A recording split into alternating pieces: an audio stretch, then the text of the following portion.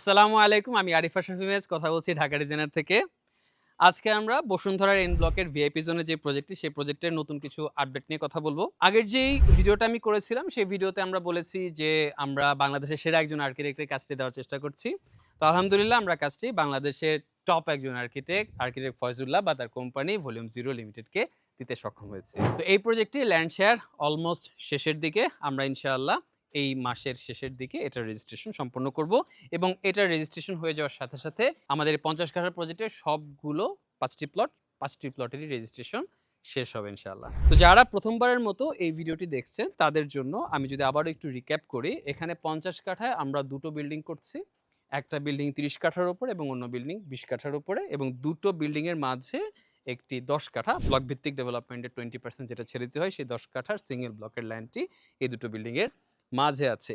এই মুহূর্তে আমরা প্লট নাম্বার 234 এর অল্প কিছু শেয়ার সেলিং নিয়ে কাজ করছি। 234 নাম্বার প্লটটি এই প্রজেক্টের সেরা প্লট, কারণ এটির পূর্ব দিকে একটি বড় মাঠ আছে।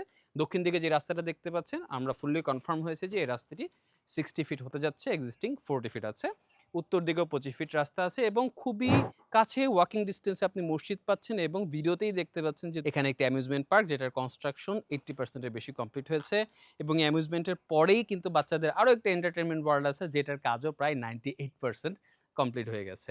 খুবই কাছে, আপনি যদি পূর্ব দিকে যান হেঁটে আপনি মাদানী এভিনিউ অ্যাক্সেস করতে পারবেন, এবং বসুন্ধরার যেই বাজার প্রতিদিন সহ অন্যান্য যত ফ্যাসিলিটি সবগুলো লিটারেলি ভিআইপি স্টাইলে আপনি অ্যাক্সেস করতে পারবেন। এখানে যে অ্যাপার্টমেন্টগুলো আছে সেগুলো 3000 স্কোয়ার ফিট। এই প্রজেক্ট সহ আমরা যতগুলো প্রজেক্ট এখন থেকে আমরা ইনশাআল্লাহ 3000 স্কোয়ার ফিটের করব, সবগুলোতে আমরা চেষ্টা করব দুটো করে পার্কিং দিতে, এবং এই জিনিসটা আমরা চেষ্টা করব কন্টিনিউ করতে। আজকের ভিডিও বানানোর মূল উদ্দেশ্য হচ্ছে আমাদের ল্যান্ড শেয়ার প্রজেক্টগুলো অলমোস্ট শেষের দিকে। এখন হয়তো ইমিডিয়েটলি বড় কোনো প্রজেক্ট আসবে না।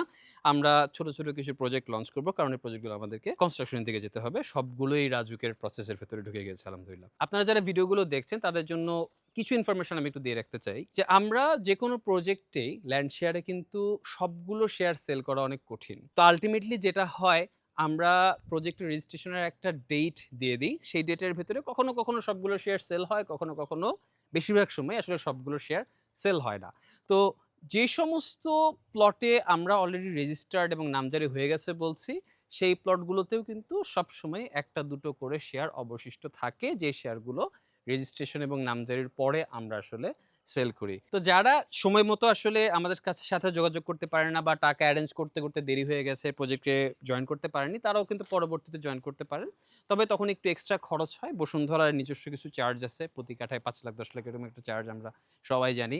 এছাড়াও জমি যেহেতু আবার নতুন করে রেজিস্ট্রেশন করতে হয়, তাই 4-4.5 লাখ টাকার মতো কিন্তু একটা এক্সট্রা খরচ চলে আসে। ওই খরচটা হয়তো আপনার এক্সট্রা হবে, বাট স্টিল এই ল্যান্ডগুলো কিন্তু খুবই দুর্লভ এবং পাওয়া একেবারেই পসিবল না। তো যারা সময় মতো আমাদের সাথে যোগাযোগ করতে পারেননি বা এখনো পারছেন না, তারা কিন্তু ফিউচারে আমাদের সাথে যোগাযোগ করতে পারবেন। একটু বেশি হয়তো খরচ হবে, তারপর আপনারা কিন্তু এখানে যেতে পারবেন। আর আমরা এখন হয়তো ছোট ছোট কিছু প্রজেক্ট লঞ্চ করব। তো যারা বড় প্রজেক্ট হওয়ার কারণে আমাদের সাথে যোগাযোগ করতে পারেননি বা আমাদের সাথে থাকতে পারেননি, তারা কিন্তু ছোট প্রজেক্টগুলোতে আমাদের সাথে জয়েন করতে পারবেন। Thank you.